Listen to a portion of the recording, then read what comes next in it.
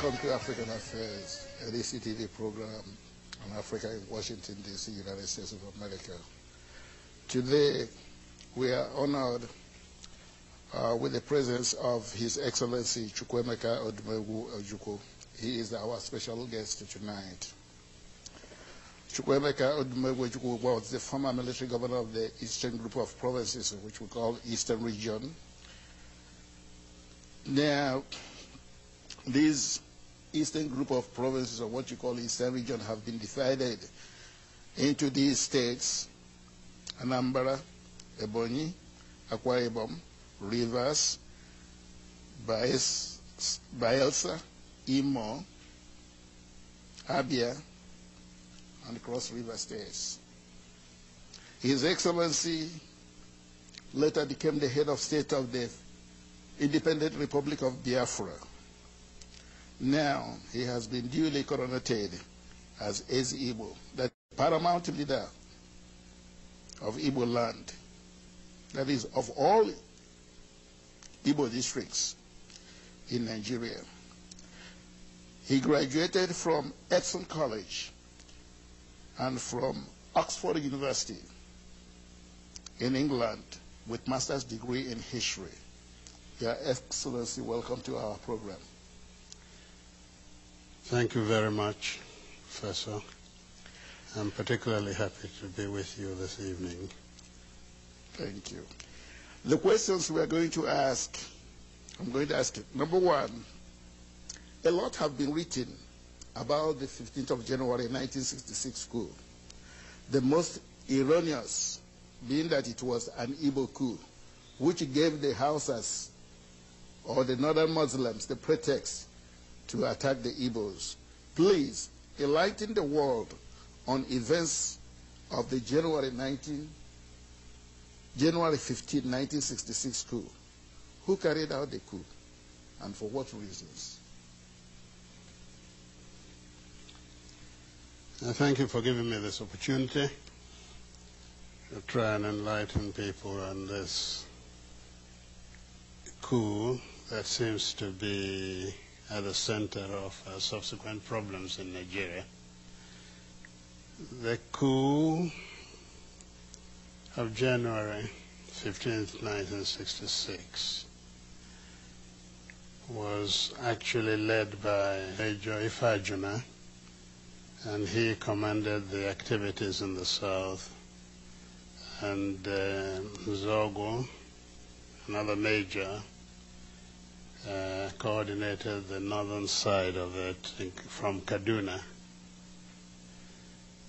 The reason for the coup, if you remember, Nigeria became independent in 1960. We had a government, a quasi-Westminster type government, with a parliament and a ceremonial president, reflecting, as it were, the Queen of Great Britain. That was Dr. Nnamdi Azikiwe, and Tafawa Balewa was the president from the north. Now, the real problem with Nigeria has always been the imbalance of the federation that is and was known as Nigeria. I remember when I was at school, I was taught that the great thing about a federation was that no federating unit should ever be preponderant over the others. As it happened, the Nigerian Federation, when it was created, was given down to Nigerians from London. And that federation contained the imbalance of the North being preponderant, in fact, over the two other sides, the West and the East. And this created, right from the first day, a certain degree of friction. The North could dictate, and the South, whichever part of the South, could just complain if it's not in accord with what the North wished. The first few years of independence were not too bad, but there were a lot of unfulfilled ambitions of the Nigerians, because in those days we thought that once you got independence, you were free and everything worked, and you joined the higher league of nations internationally, discussing what went on. In fact, to Nigerians it looked as though, and indeed they tended to show, that independence in itself was the achievement. Now Nigeria was free, as we're a member of the world. Instead of looking upon it as the beginning of our journey to nationhood. And I say this, and I want to underscore it. Nigeria was not, has never been a nation. We had the aspiration, hopes that Nigeria one day would become a nation. And that has been elusive up till today. The reason being that, most unfortunately, the powers in Nigeria were concentrated in the hands of the North, which was preponderant, and wrongly so. At independence, we hoped we would be able, in fact, the three leaders of the country had different notions of independence. There was the actual leader of the struggle for independence, Dr. Nnamdi Azikiwe, who rightly thought that independence now created, as it were, a beginning, but that we were already a nation and we were now finding our positions in his own philosophical, political beliefs in Pan-Africanism. So we just had to move into the broad continental alliance. The North, under the Sultanate of Sokoto, whose agent was the Prime Minister Tafawa Balewa, felt that the Nigerian nation one had to tread very slowly, because he saw and they saw a great deal of inequities in Nigeria, and perhaps the most important then was the level of education between the North and the South. And therefore that affected, of course, the position of the North, or Northerners, in the bureaucracy of Nigeria. The Sardana and the people of the North got down to trying to build up the North, taking everything they could from the Federation to build up the North to a position in their minds of equality between themselves intellectually and the rest of Nigeria. The West, under Chief Obafemi Awolowo, thought likewise and took the position of consolidating the West so as to ensure that at a given time the West would then emerge superior to either the North or the East. Again, let me go back to the problem of the East. The East entered independence having accepted that the nation was already there. Naturally, the concept of nationhood implied a great deal of sacrifice by the East at all points. First sacrifice, the non-emergence of Dr. Azikiwe as the first executive leader of Nigeria. He vacated the place. He made the sacrifice so that the North could be accommodated. Second, very simple. During the constitutional conferences,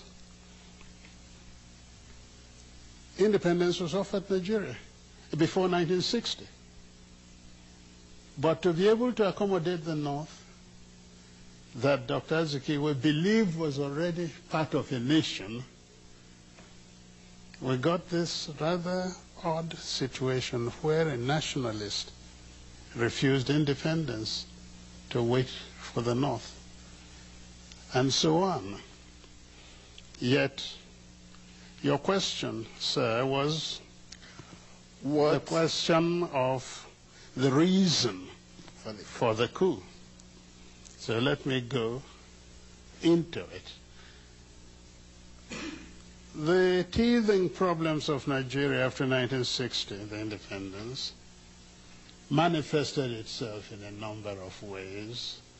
There was a friction over the preponderance of the North. There was certain difficulties about religious beliefs in the country.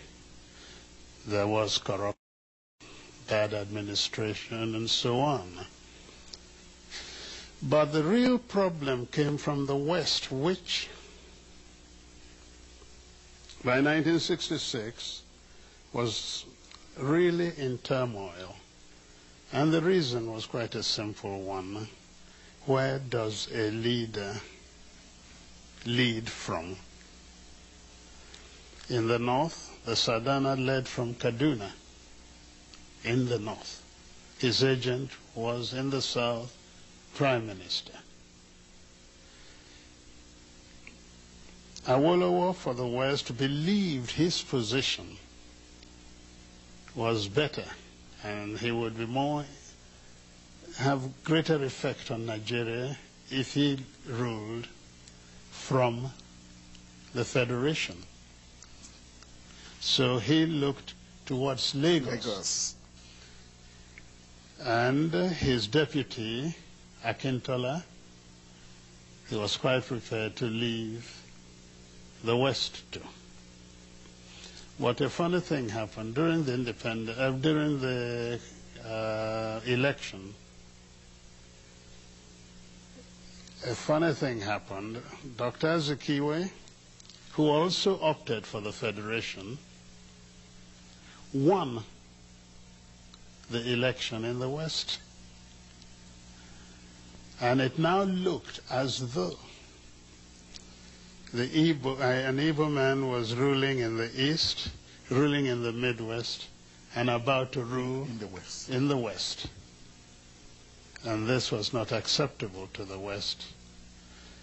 We started our problems there, because overnight, the victory of the NCNC in the West was nullified by a number of Yorubas crossing from the government to the opposition side and creating a new government. And this actually is at the foundation of the distrust between the Igbos till now and the Yorubas. Law and order broke down in the West after the second election.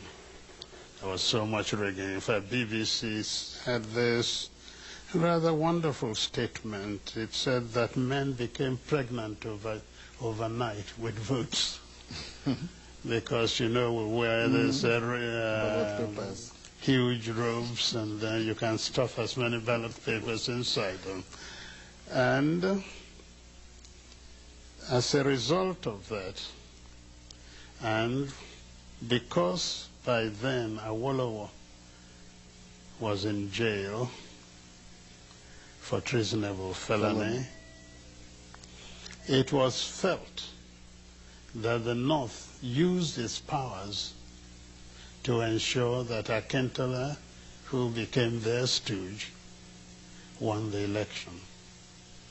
It became very dangerous to travel around the streets of Lagos or the West anywhere That's when they started throwing acid at people in the streets, in your car, the phenomenon known as wet year. That is wet in wet year.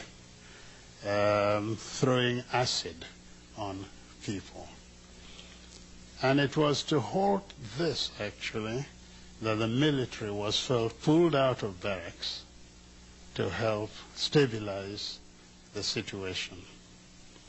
And this went on. We were not moving anywhere. The countries were becoming independent.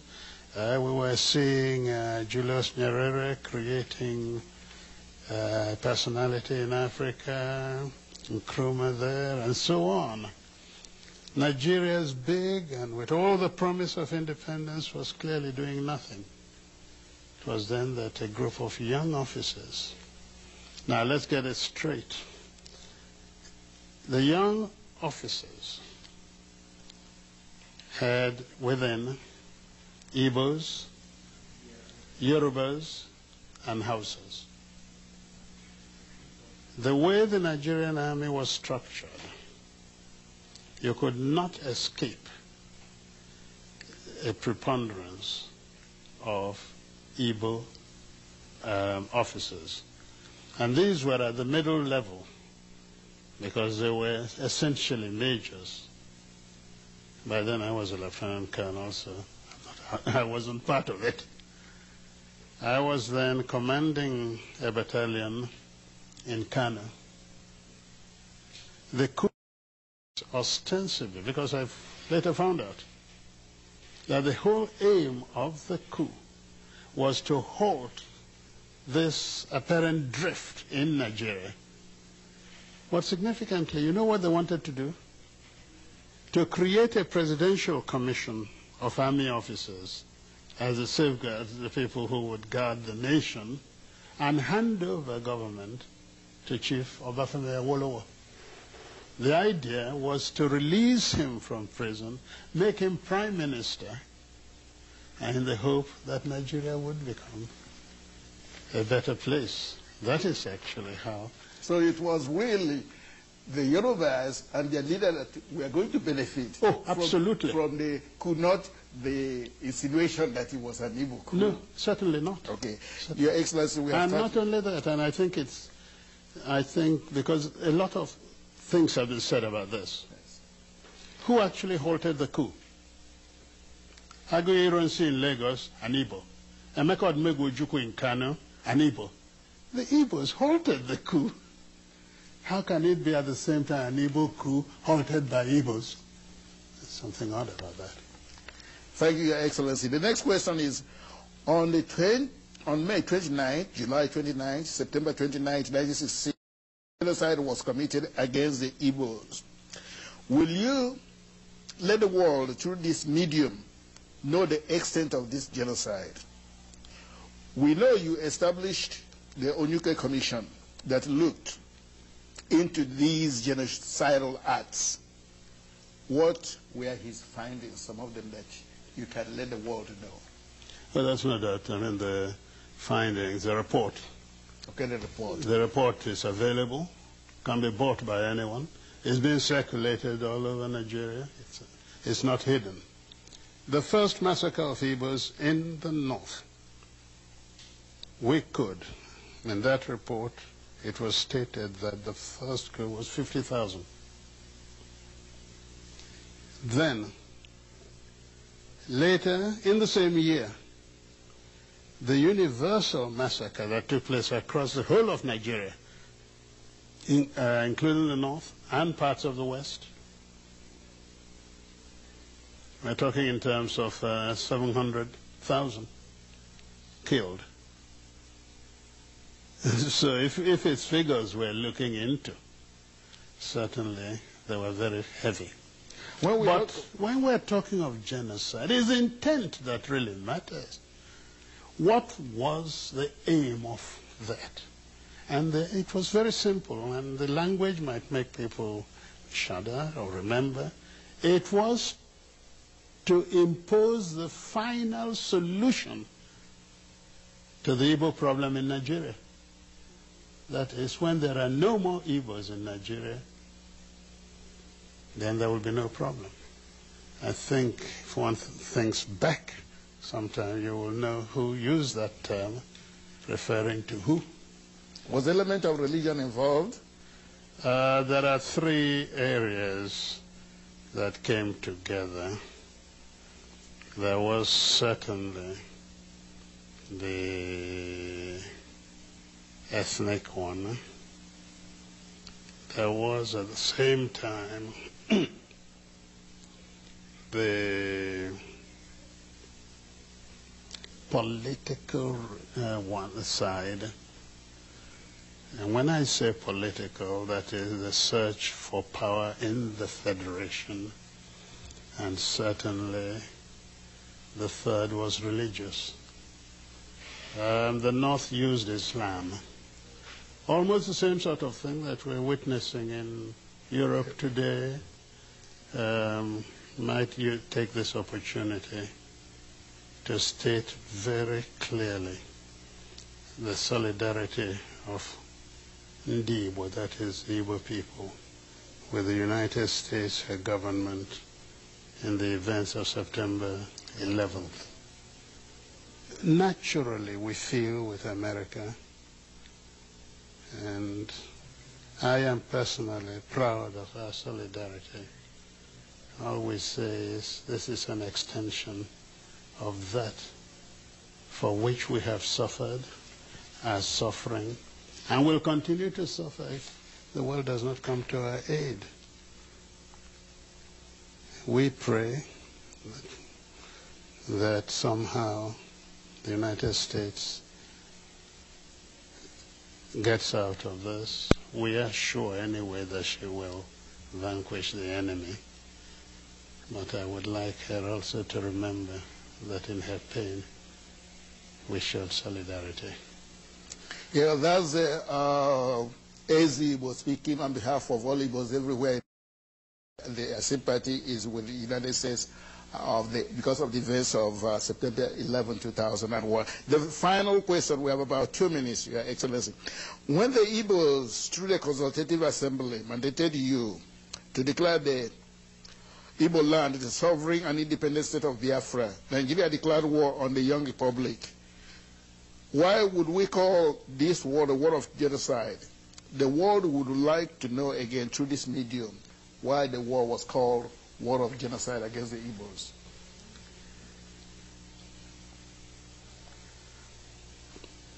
The word genocide is so large in its meaning that even when you're staring it in the face, very often you hesitate about using the term. But actually the Biafran problem was nothing except being genocidal. There was no distinction. The mere fact that you were an Easterner in those days labeled you fit only for one thing, death, and death at the hands of the Nigerian authorities. The Igbos and their associates were killed in practically every village in northern Nigeria. They were killed in many places in western Nigeria. They were in Lagos, even on Kata Bridge, the very center of Lagos. People were looked at and thought, oh, this looked an Igbo, and killed. The very first army officer killed in Lagos, actually, during that time was from Calabar. Was killed on the bridge, and so on. Igbos were being hunted out and killed. The Igbos that remained in Lagos after the war began were herded together and detained without any trial or anything, no question of any legal rights. Till today, property of Igbos are still sequestered in various areas of Nigeria, and they have not been released, not all of them, to the Igbos, the original owners. Oh no, we're quite certain.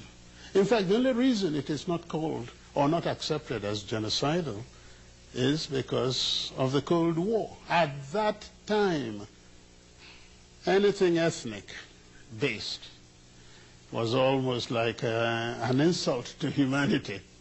And ethnicity became a term of abuse in politics. That's all. If it were today, certainly, what happened in Nigeria is much, much worse than what you have seen of Rwanda, not to talk about Eastern Europe.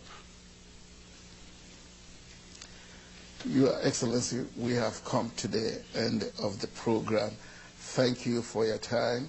Thank you for the enlightenment. Thank you for your patience. Thank you for watching African Affairs, a DCTV program on Africa in Washington, D.C., United States of America. Our guest today is His Excellency Ezigbo, General Chukwuemeka Odumegwu Ojukwu. We thank you for being in our program. It's an honor. Thank you very much. Thank you. Now you can relax and watch African music video. Thank you again for watching.